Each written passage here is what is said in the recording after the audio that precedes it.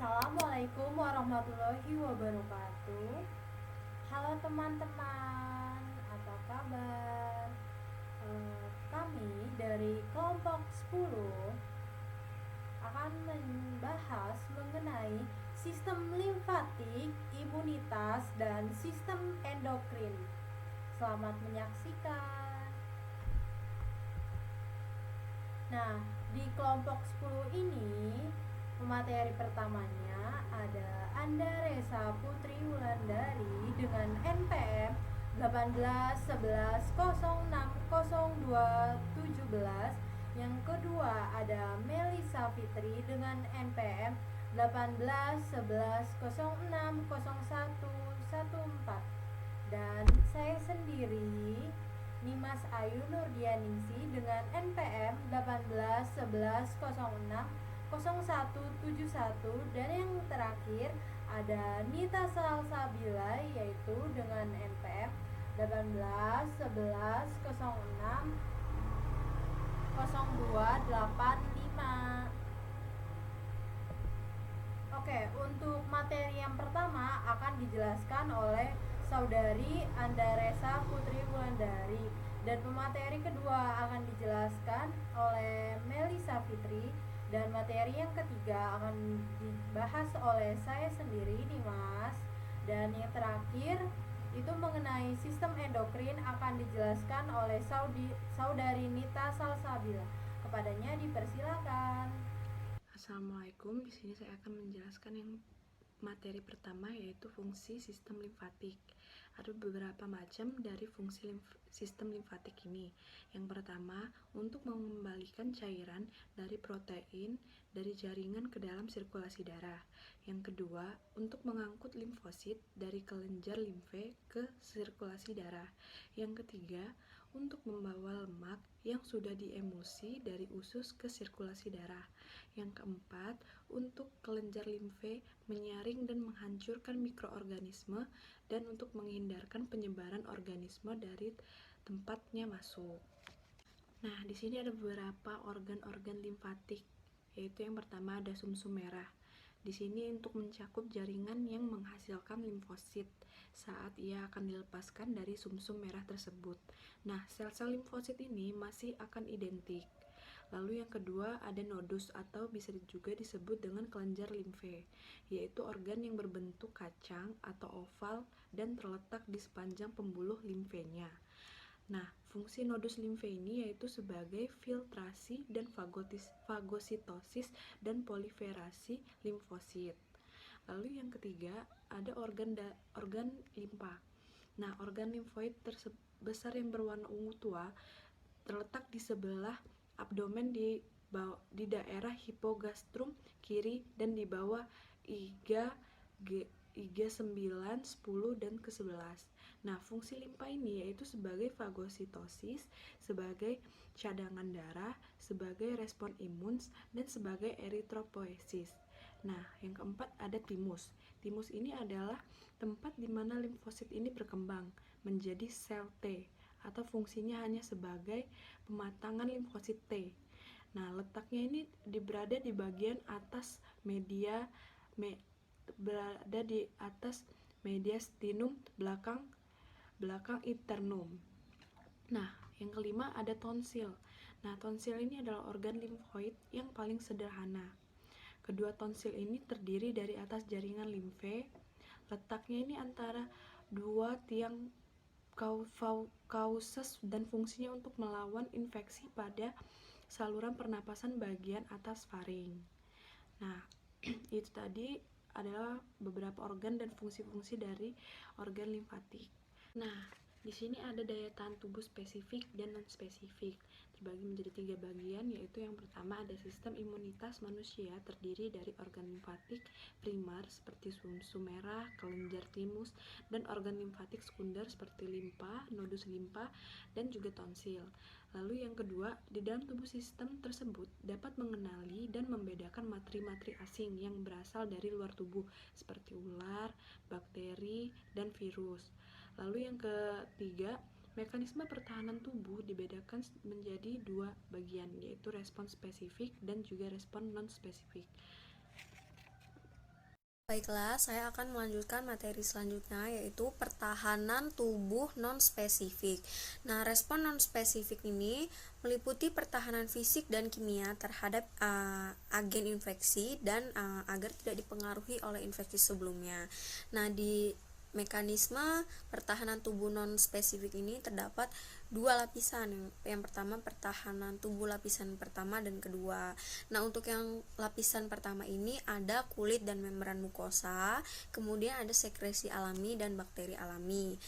Dan kulit dan membran mukosa ini dihasilkan oleh kulit dan membran mukosa yang mempunyai beberapa hasil, yaitu pertama, hasil sekresi kulit itu cenderung asam atau di pH 3-5 sehingga menghambat pertumbuhan bakteri.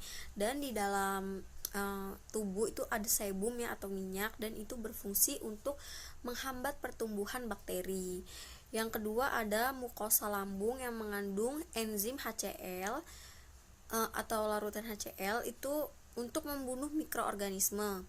Yang ketiga ada ludah dan air mata mengandung lisozim, yaitu enzim penghancur bakteri. Yang keempat ada lendir yang lengket akan memerangkap mikroorganisme di dalam saluran pencernaan dan pernapasan. Yang selanjutnya ada sekresi alami dan bakteri alami, di mana sekresi alami dari tubuh itu banyak mengandung bakterisida, sedangkan keberadaan bakteri alami dapat menghambatkan pertumbuhan bakteri patogen, karena bakteri patogen itu berusaha memasuki tubuh harus bersaing lebih dahulu, sedangkan ada sekresi alaminya gitu yang menghambat alias dia itu antibakterisida gitu ya.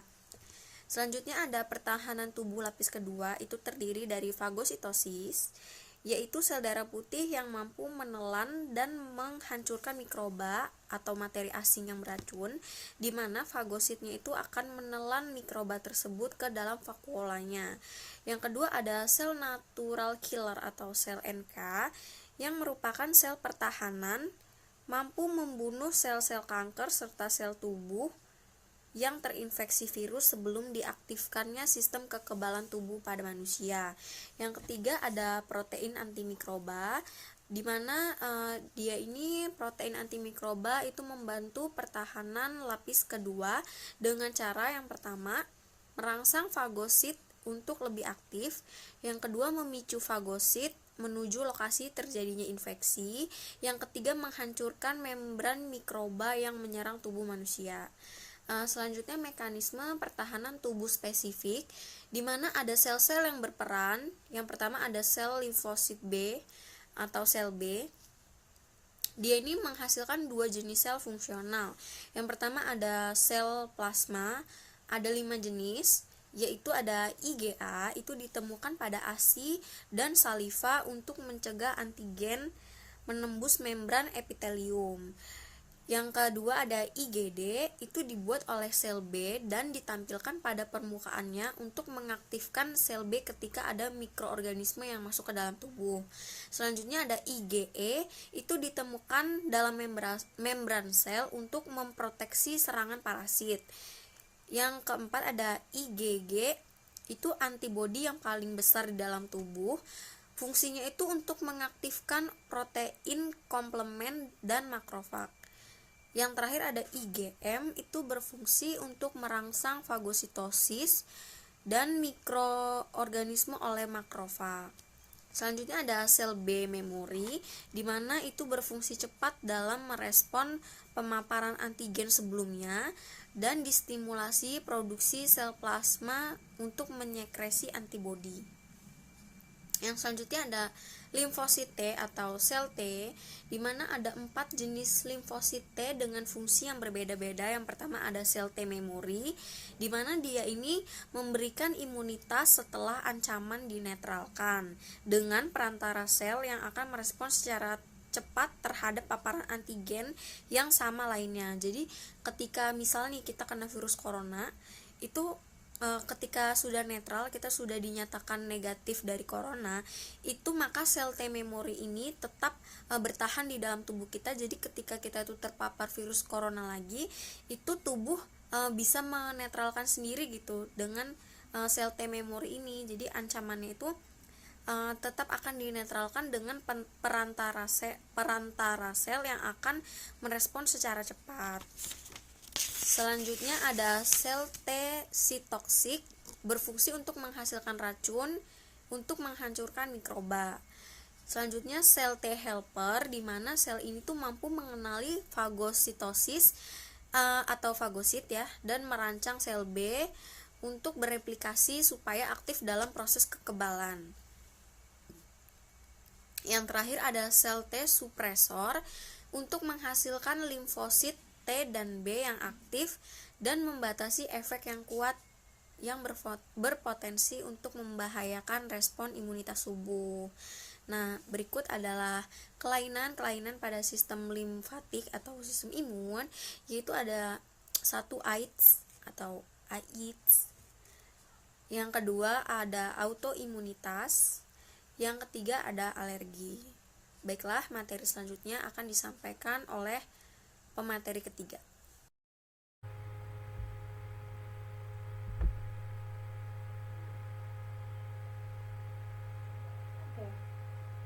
Halo teman-teman, saya Nima Sainurdianingsi dengan NPM 1811060171. Di sini saya akan melanjutkan pembahasan oleh Melisa Fitri yang sebelumnya, yaitu sistem imunitas. Pengertian sistem imun. Jadi sistem imun ini apa sih? Jadi yaitu sistem kekebalan atau sistem imun adalah sistem perlindungan pengaruh luar biologis yang dilakukan oleh sel dan organ khusus pada suatu organisme. Kemudian imunologi adalah ilmu yang mempelajari tentang proses pertahanan atau imunitas terhadap senyawa makromolekuler atau organisme asing yang masuk ke dalam tubuh. Kemudian ada fungsi sistem imun. Fungsi sistem imun yang pertama itu pertahanan tubuh, yaitu menangkal bahan berbahaya agar tubuh tidak sakit, dan jika sel-sel imun yang bertugas untuk pertahanan ini mendapatkan gangguan atau tidak bekerja dengan baik, maka orang akan mudah terkena sakit. Kemudian yang kedua ada keseimbangan atau fungsi homeostatik, artinya menjaga keseimbangan dari komponen tubuh. Yang ketiga ada perondaan atau penjagaan. Itu sebagian dari sel-sel imun memiliki kemampuan untuk memantau ke seluruh bagian tubuh. Jika ada sel-sel tubuh yang mengalami mutasi, maka sel peronda atau penjaga ini akan membinasakannya. Kemudian ada pengertian imunisasi. Imunisasi ini berasal dari kata imun, teman-teman. Kebal, yang artinya kebal atau resisten. Imunisasi adalah suatu upaya untuk menimbulkan atau meningkatkan kekebalan seseorang secara aktif terhadap suatu penyakit. Imunisasi tidak cukup hanya dilakukan satu kali, tetapi harus dilakukan secara bertahap dan lengkap terhadap berbagai penyakit yang sangat membahayakan kesehatan dan hidup anak.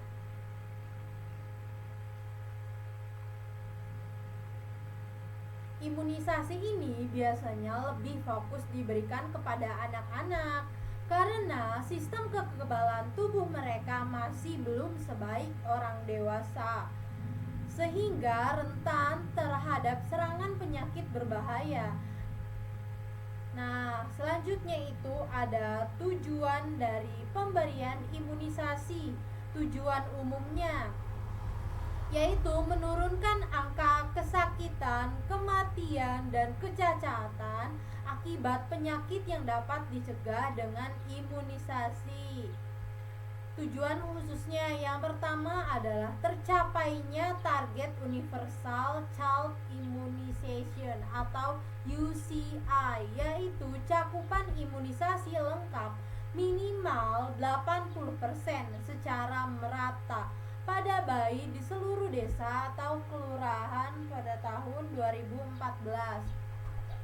Kemudian tervalidasinya eliminasi tetanus maternal dan neonatal atau insiden di bawah 1/1000 kelahiran hidup dalam 1 tahun pada tahun 2013. Kemudian yang ketiga ada eradikasi polio pada tahun 2015. Yang keempat adalah tercapainya eliminasi campak pada tahun 2015. Nah, sekarang kita masuk ke jenis imunisasi. Teman-teman bisa lihat di sini ada skema jenis imunisasi berdasarkan sifat penyelenggaraannya. Nah, imunisasi ini dibagi menjadi 2, imunisasi wajib dan imunisasi pilihan. Kemudian imunisasi wajib ini dibagi lagi menjadi imunisasi rutin, imunisasi tambahan, dan imunisasi khusus. Imunisasi tambahan ini contohnya ada crash program, PIN, dan sub-PIN. Nah, kalau imunisasi wajib yang khusus ini ada bagi calon haji atau umroh, kemudian ada KLB juga. Imunisasi wajib yang rutin ini ada 2, kebagi lagi jadi 2, ada dasar dan lanjutan. Untuk yang dasar itu diberikan pada bayi umur 0 sampai 1 tahun. Kemudian yang lanjutan diberikan pada batita atau bayi berusia 3 tahun. Kemudian ada anak usia SD dan WUS. Nah, imunisasi wajib ini apa sih? Imunisasi wajib merupakan imunisasi yang diwajibkan oleh pemerintah untuk seseorang sesuai dengan kebutuhan.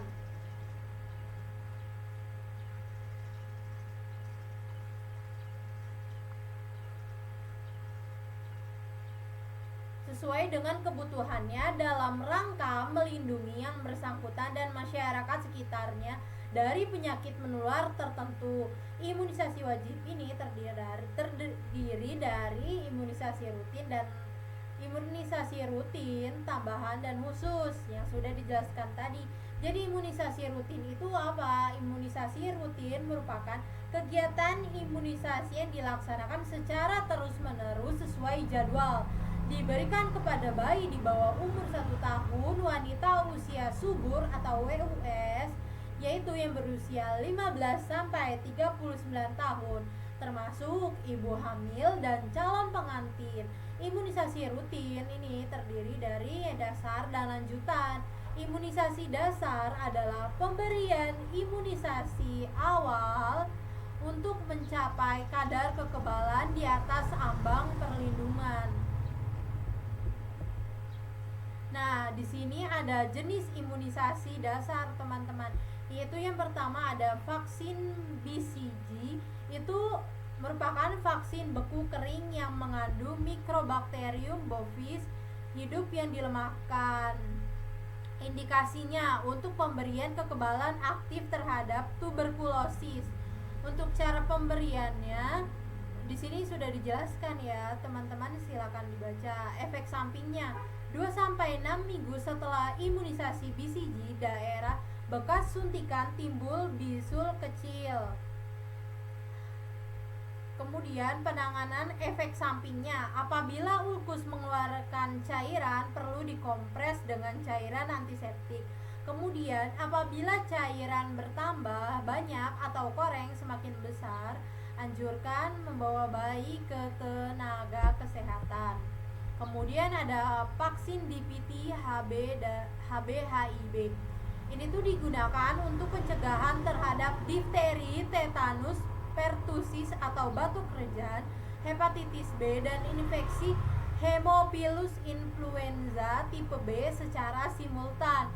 Untuk cara pemberian dan dosisnya bisa teman-teman baca di sini. Kontraindikasinya, vaksin ini bisa menyebabkan kejang atau gejala kelainan otak pada bayi baru lahir atau kelainan saraf serius. Efek sampingnya itu bisa menimbulkan bengkak, nyeri, dan kemerahan pada lokasi suntikan, disertai demam dapat timbul dalam sejumlah besar kasus.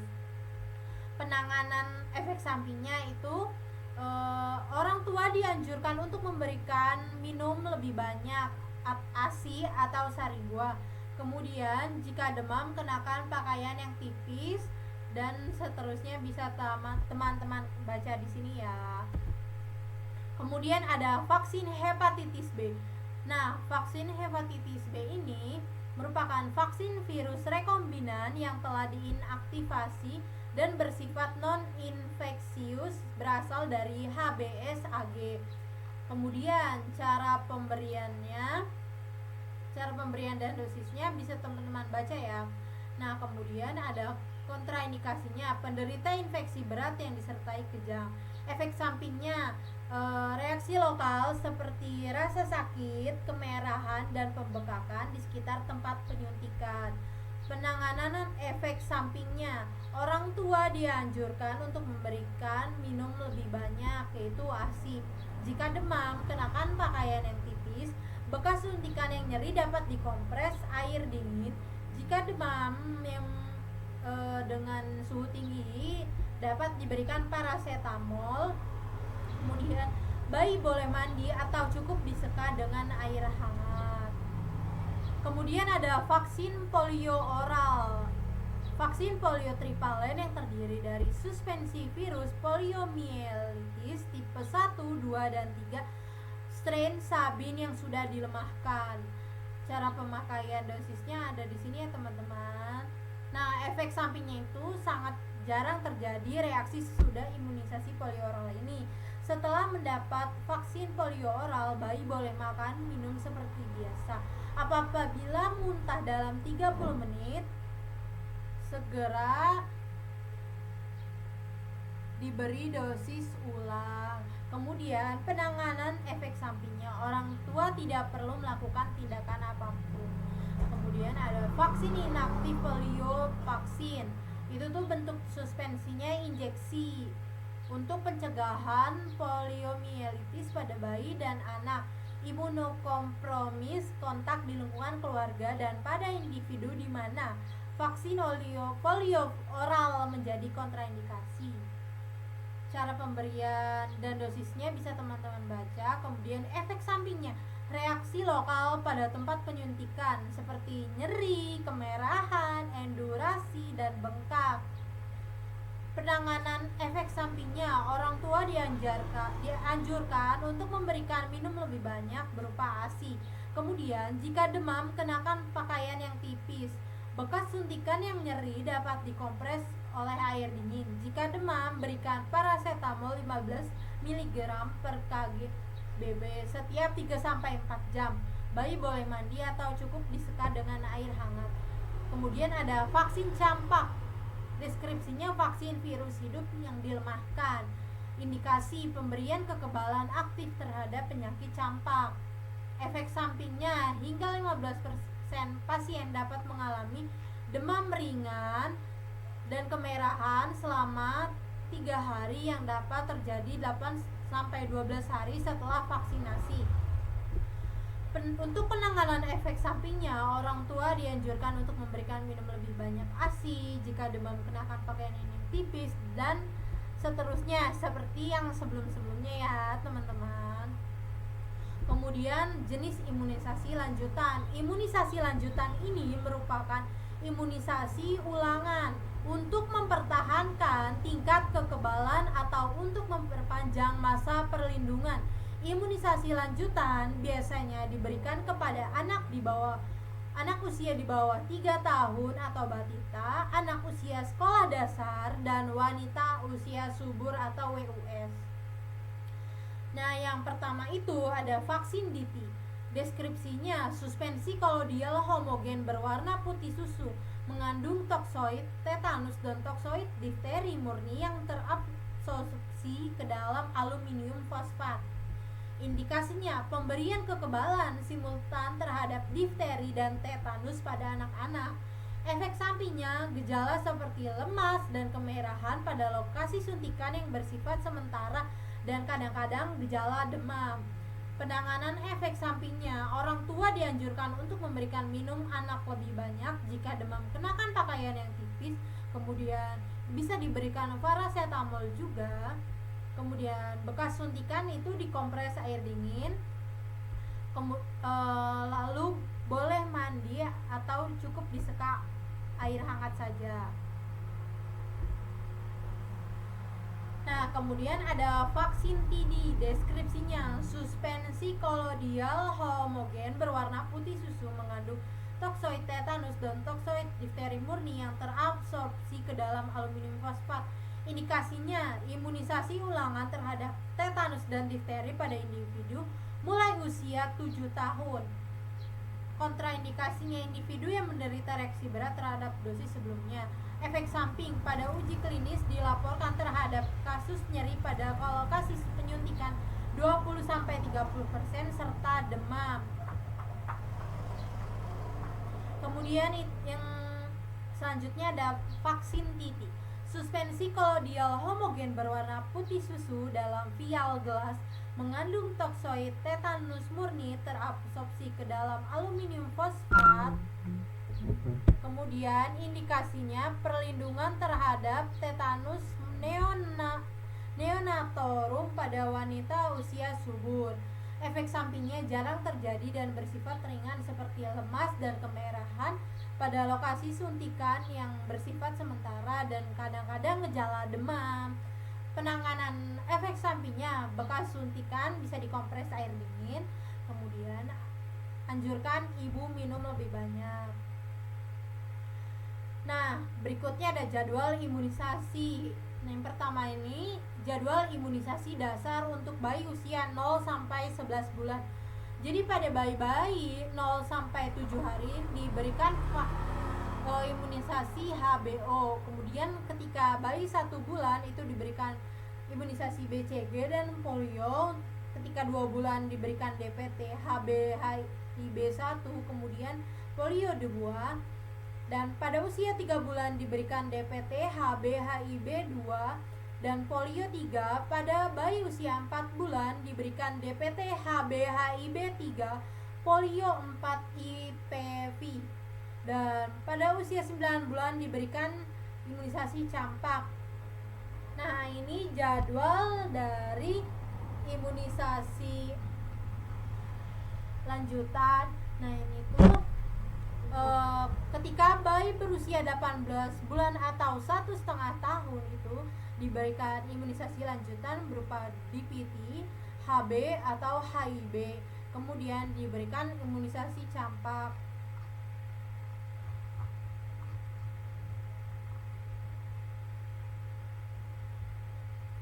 Imunisasi campak ini pada usia 24 bulan. Oh ya, sebelumnya ada yang kelupaan nih teman-teman, maaf ya. Jadi tadi kan ada imunisasi tambahan juga. Imunisasi tambahan itu diberikan bila diperlukan. Misalnya ketika terjadi penyakit tertentu dalam wilayah dan waktu tertentu. Imunisasi tambahan ini diberikan kepada kelompok umur tertentu yang paling beresiko terkena penyakit sesuai kajian epidemiologis pada periode waktu tertentu. Contohnya itu backlog fighting, crash program, PIN atau Pekan Imunisasi Nasional, SUPIN, catch up campaign, campak, dan imunisasi dalam penanganan KLB. Kemudian imunisasi khusus itu merupakan kegiatan imunisasi yang dilaksanakan untuk melindungi masyarakat terhadap penyakit tertentu pada situasi tertentu.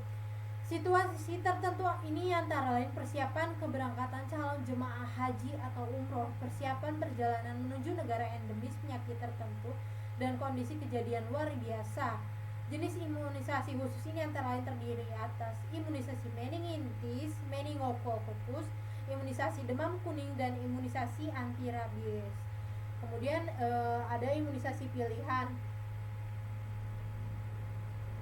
Imunisasi pilihan itu tuh merupakan imunisasi yang dapat diberikan kepada seseorang sesuai dengan kebutuhannya dalam rangka melindungi yang bersangkutan dari penyakit menular tertentu seperti vaksin MMR, HIV, tifoid, varicella, hepatitis A, influenza, pneumococcus, rotavirus, dan Japanese Encephalitis dan HPV. Oke, kita lanjut ya teman-teman. Nah, ini ada jadwal imunisasi lanjutan pada anak usia sekolah. Bulan imunisasi anak sekolah atau singkatannya BIAS. Ini tuh pas usia anak-anak 1 SD diberikan imunisasi DT dan campak. Kemudian pada kelas 2 SD diberikan TD, dan pada usia kelas 3 SD diberikan TD juga. Jadwal imunisasi lanjutan tetanus neonatorum itu ketika umur 3 tahun diberikan DPT HBHIB1 dan DPT HBHIB2. Ketika 5 tahun juga diberikan, 10 tahun kemudian diberikan juga pada usia itu tuh waktunya kayak 25 tahun gitu. Status TT1 SD, TT5 dihitung sejak imunisasi dasar pada bayi. Ini kan ada DT kelas 1 SD, DT kelas 2 SD, DT kelas 3 SD. Nah, faktor-faktor yang merendahkan sistem imun. Itu yang pertama ada cara hidup yang tidak sehat, yang kedua ada kekurangan zat makanan, yang ketiga ada pencemaran udara atau alam sekitar, yang keempat keletihan, yang kelima ada tekanan dan gelisah, yang keenam kurang berolahraga, yang ketujuh penggunaan antibiotik yang berlebihan. Apabila sistem imun kita menurun, maka lebih mudah untuk kita mendapat jangkitan. Orang yang mempunyai sistem imun yang rendah mudah berasa letih, tidak bersemangat, senantiasa flu, jangkitan usus. Maksudnya itu kayak makanan yang tidak sesuai akan menyebabkan muntah dan mual, luka, sukar untuk sumbu, alergi dan sebagainya.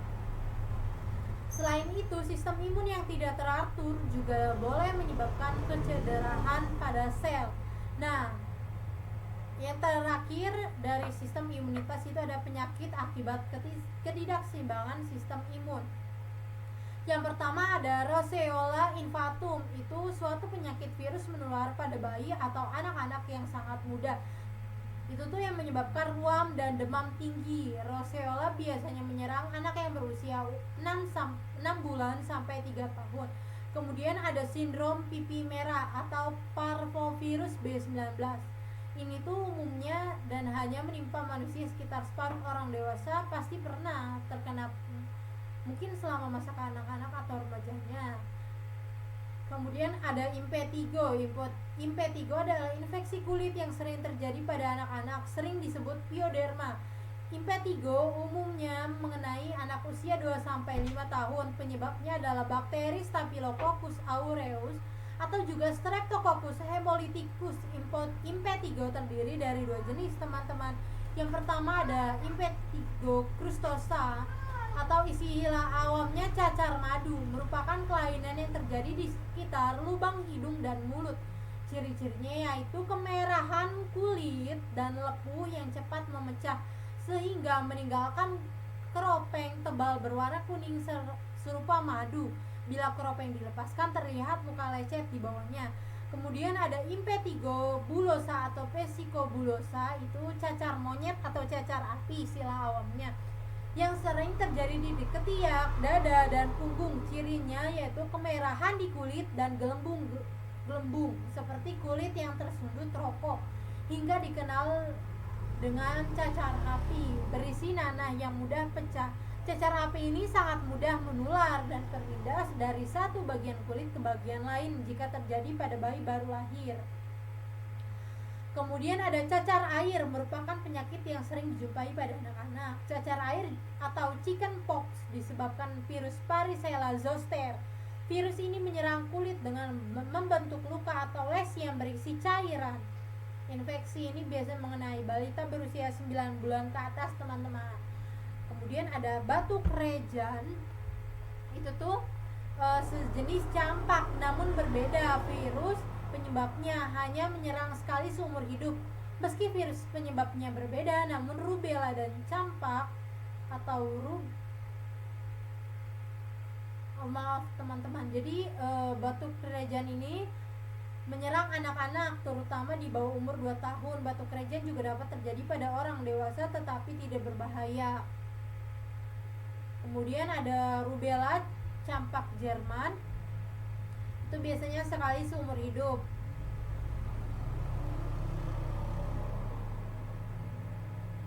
Rubella campak Jerman ini sejenis campak ya, cuma virus penyebabnya beda. Kemudian ada gondongan. Gondongan itu tuh penyakit infeksi akut yang mengenai kelenjar ludah, khususnya parotis. Penderita dapat menularkan penyakit sejak kurang lebih 7 hari sebelum timbulnya gejala penyakit sampai kurang lebih 9 hari sesudahnya. Penularan dapat terjadi melalui percikan ludah, droplet infection, alat-alat makan dan minum yang dipakai secara bersamaan. Kemudian ada campak rubella, campak 9 hari, measles. Merupakan penyakit menular pada balita yang hadir sepanjang tahun tanpa musim. Walau tertular hanya sekali, lakukan antisipasi agar anak tak sampai mengalami komplikasi. Penyakit campak atau yang lebih sering disebut tampok mudah sekali menular loh teman-teman. Kemudian tuh sebenarnya ada lagi penyakit yang menyerang sistem imun seperti lupus. Lupus ini tuh di mana tubuh mengembangkan antibodi autoimun yang dapat menempel pada jaringan di seluruh tubuh seperti sendi, paru-paru, sel darah, saraf, dan ginjal. Kemudian ada rheumatoid arthritis, itu radang sendi. Kemudian ada multiple sclerosis atau gangguan progresif yang terkait dengan kerja sistem imun. Kemudian ada sindrom Guillain-Barré, itu merupakan penyakit langka di mana sistem imun tubuh kita menyerang saraf. Kemudian ada diabetes mellitus tipe 1. Kemudian ada psoriasis. Kemudian penyakit Graves, dan yang terakhir itu ada penyakit Hashimoto. Kemudian ada penyakit MG, dan penyakit vaskulitis. Nah, hubungan imunisasi dengan imunitas itu apa sih teman-teman? Jadi kan imunisasi adalah suatu cara untuk menimbulkan atau meningkatkan kekebalan seseorang terhadap suatu penyakit, sehingga bila ia terpapar dengan penyakit tersebut, ia hanya akan sakit ringan atau tidak sakit sama sekali. Kekebalan dapat ditimbulkan secara aktif dengan vaksin dan secara pasif dengan imunoglobulin atau serum. Pada kasus-kasus tertentu seperti rabies, hepatitis B, difteri, dapat diberikan vaksin dan serum pada waktu bersamaan pada bagian tubuh yang berbeda. Sistem pertahanan tubuh atau sistem imunitas tubuh adalah sistem fisiologis tubuh yang memberikan kekebalan terhadap masuknya bahan asing yang disebut antigen, termasuk bibit penyakit, mikroorganisme. Induksi imunitas oleh suatu antigen dapat memberikan kekebalan spesifik terhadap antigen yang bersangkutan, dan ini dimanfaatkan di dalam upaya preventif melalui imunisasi ini teman-teman. Sistem kekebalan tubuh yang belum terbentuk tentunya akan memberikan pintu masuk bagi bakteri untuk menyerang tubuh. Tubuh tidak mempunyai sistem untuk mengenali bakteri, sehingga tidak ada upaya perlindungan untuk menolak. Di titik inilah teman-teman, imunisasi penting untuk dilakukan agar tubuh mampu membentuk antibodi yang spesifik.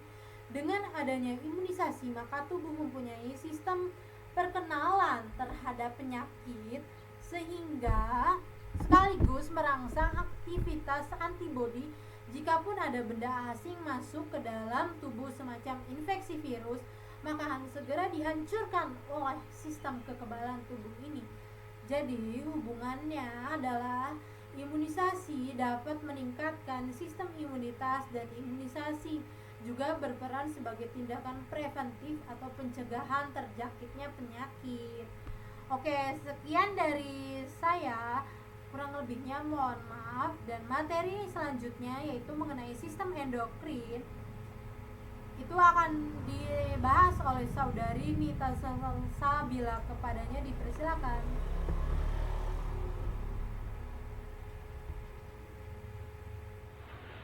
Kemudian ada sistem endokrin. Nah, kelenjar endokrin adalah suatu organ yang menghasilkan hormon. Hormon ini tidak memiliki jalur khusus sehingga untuk sampai ke sel target harus melalui pembuluh darah. Kelenjar endokrin dibagi menjadi dua kelompok, yaitu master glands atau kelenjar master, kemudian ada target glands atau kelenjar target. Nah, master glands itu memiliki fungsi sebagai penghasil hormon untuk mengaktifkan kelenjar lain dan juga menghasilkan hormon untuk langsung dipakai. Sedangkan target glands adalah kelenjar yang hanya bisa menghasilkan hormon ketika telah diaktifkan oleh hormon dari master gland. Master of gland terdiri dari dua kelenjar. Yang pertama adalah kelenjar hipotalamus dan juga kelenjar hipofisis. Nah, kelenjar hipotalamus memiliki beberapa hormon yang dihasilkan bersasaran pada kelenjar endokrin lain. Yang pertama itu ada tirotropin releasing hormone atau TRH yang merangsang kelenjar tiroid untuk menghasilkan hormon TSH atau thyroid stimulating hormone. Kemudian ada juga gonadotropin releasing hormone atau GnRH, itu merangsang kelenjar gonad untuk mengekskresikan FSH dan juga LH. Nah, selain itu ada hormon lain. Salah satu contohnya adalah growth hormone inhibiting hormone atau somatostatin atau GHIH. Kemudian yang kedua yaitu kelenjar hipofisis atau pituitari. Nah, kelenjar hipofisis ini terbagi menjadi 3. Yang pertama itu ada hipofisis anterior yang memiliki ciri dapat memproduksi hormon sendiri. Beberapa hormonnya yaitu adalah hormon somatotropin atau STH, kemudian ada juga hormon pertumbuhan growth hormone atau GH yang berguna untuk merangsang sintesis protein dan metabolisme lemak. Kemudian ada thyroid stimulating hormone atau TSH untuk mengontrol pertumbuhan dan perkembangan kelenjar gondok atau tiroid.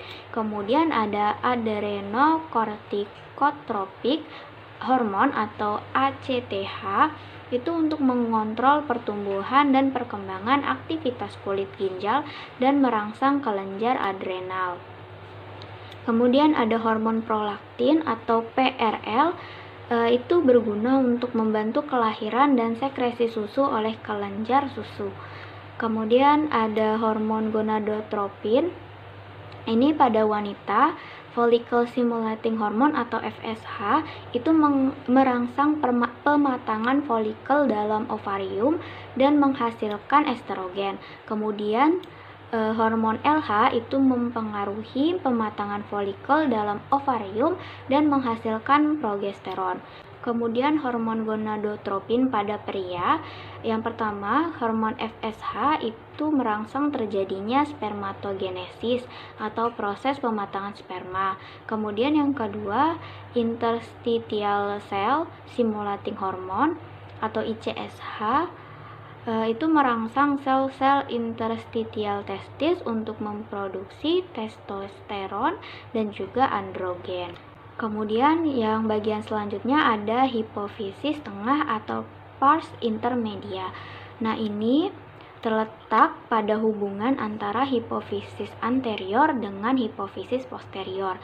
Terdapat hormon MSH atau melanocyte stimulating hormone yang memengaruhi warna kulit individu dengan cara menyebarkan butir melanin. Apabila hormon ini banyak dihasilkan, maka menyebabkan kulit menjadi hitam. Kemudian ada hipofisis posterior. Dia memiliki ciri menyimpan hormon yang awalnya diproduksi di hipotalamus. Jenis hormon serta fungsi dari hipofisis posterior yang pertama ada oksitosin untuk merangsang kontraksi sel myoepitel di sekitar alveoli dan ductus kelenjar mamae selama menyusui dan kontraksi otot polos rahim selama melahirkan. Kemudian ada hormon ADH untuk menurunkan volume urin dan meningkatkan tekanan darah dengan cara menyempitkan pembuluh darah. Yang selanjutnya adalah target glands atau kelenjar target. Yang pertama itu ada kelenjar tiroid. Hormon yang dihasilkan Yang pertama itu ada tiroksin dan juga triiodontironin yang sama-sama berfungsi mengatur metabolisme, pertumbuhan, perkembangan, dan kegiatan sistem saraf. Kemudian ada kalsitonin, dia berfungsi menurunkan kadar kalsium dalam darah dengan cara mempercepat absorpsi kalsium oleh tulang. Kemudian ada kelenjar tiroid. Nah, kelenjar partiroid ini terletak di setiap sisi kelenjar tiroid yang terdapat di dalam leher. Kelenjar ini berjumlah 4 buah yang tersusun berpasangan. Nah, kelenjar ini menghasilkan hormon parathormon atau PTH yang berfungsi untuk mengatur konsentrasi ion kalsium dalam cairan ekstraseluler. Kemudian juga hormon paratiroid ini juga meningkatkan kalsium darah dengan cara merangsang reabsorpsi kalsium di ginjal. Kemudian ada kelenjar pankreas. Itu terdapat pada belakang lambung di depan vertebra lumbalis 1 dan 2. Terdiri dari beberapa sel, yaitu sel alfa dan juga sel beta. Ada beberapa hormon yang dihasilkan. Yang pertama itu hormon insulin yang berfungsi mengendalikan kadar glukosa. Kemudian ada juga hormon glukagon yang berfungsi dalam meningkatkan kadar glukosa dalam darah. Kemudian ada kelenjar pineal. Nah, kelenjar pineal ini adalah sebuah kelenjar kecil berukuran sebesar kacang polong yang terletak di bagian pusat otak.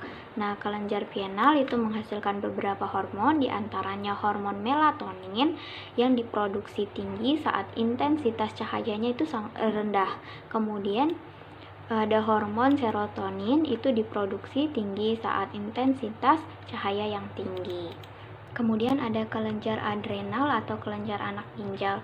Kelenjar ini terdiri dari 2 lapisan konsentris, yaitu lapisan perifer kekuningan dan juga lapisan pusat berwarna coklat kemerahan. Nah, bagian korteks adrenal itu ada mineralokortikoid untuk mengontrol metabolisme dan ion organik. Kemudian glukokortikoid untuk mengontrol metabolisme glukosa. Nah, di sini memiliki ekskresi berupa hormon adrenalin atau epinefrin.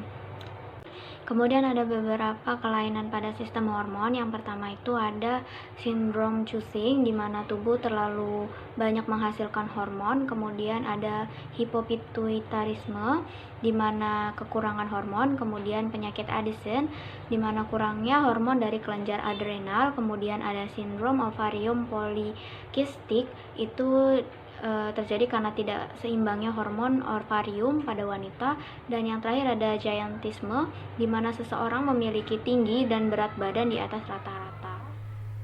Apabila ada yang kurang jelas, silakan teman-teman kelas B bisa menanyakannya di forum yang akan disediakan nanti. Sekian dari saya. Wassalamualaikum warahmatullahi wabarakatuh.